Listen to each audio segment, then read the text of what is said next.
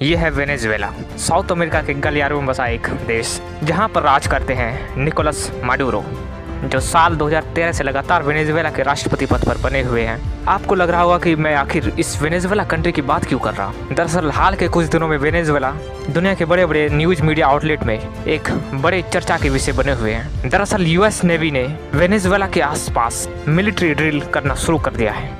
US ने Caribbean सी में deploy कर दिया है Aegis equipped guided missile destroyer. उसके साथ ही यूएसएस नेवी के USS Gravely, USS Jason Dunham and USS Sampson, ये तीनों डिस्ट्रॉयर वेनेजुएला के काफी करीब होकर वेनेजुएला के ऊपर आंख गड़ाए हुए बैठे हैं। हालांकि यूएस का कहना है कि वो वेनेजुएला में स्थित ड्रग माफिया को खत्म करने के लिए इस मिशन को अंजाम दे रहे हैं, लेकिन बात कुछ और है।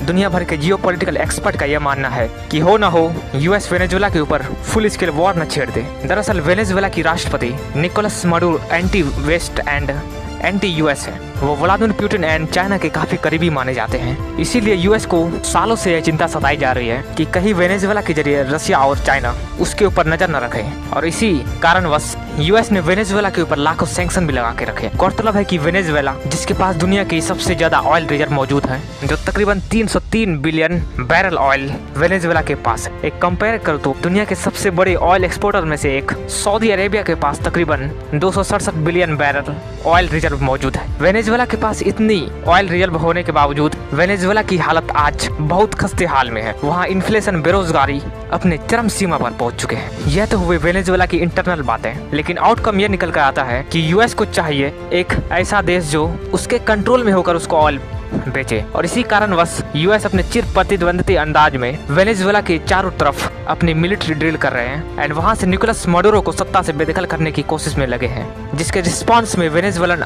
प्रेसिडेंट निकोलस माडुरो ने अपने तकरीबन 4.5 मिलियन यानी 45 लाख फौजी ट्रूप्स को जल्द से जल्द युद्ध के लिए तैयार रहने का आदेश दे दिया है। उसके साथ ही वेनेजुएला ने रशिया और चाइना जैसी बड़ी ताकतों के साथ मदद भी मांगी है, जिसके रिस्पॉन्स में रशिया ने वेनेजुएला को अपनी शाहेद 131 एंड 136 ड्रोन का सप्लाइंग भी शुरू कर दिया है। साउथ अमेरिका में वेनेजुएला ही एकमात्र ऐसा देश है जहां पर रशिया की मिलिट्री बेस मौजूद है। हालांकि कभी भी रशिया ने खुलकर नहीं कहा है कि उसकी मिलिट्री बेस वेनेजुएला में मौजूद है, लेकिन अंदरूनी तौर पर रशिया वेनेजुएला का एक बहुत बड़ा साथी है और वेनेजुएला को वो अपने बहुत बड़ा स्ट्रेटेजिक पार्टनर मानता है। इसी कारण व्लादिमीर पुतिन वेनेजुएला को अपने हाथ से नहीं जाने देना चाहते हैं। Thank you so much watching, bye.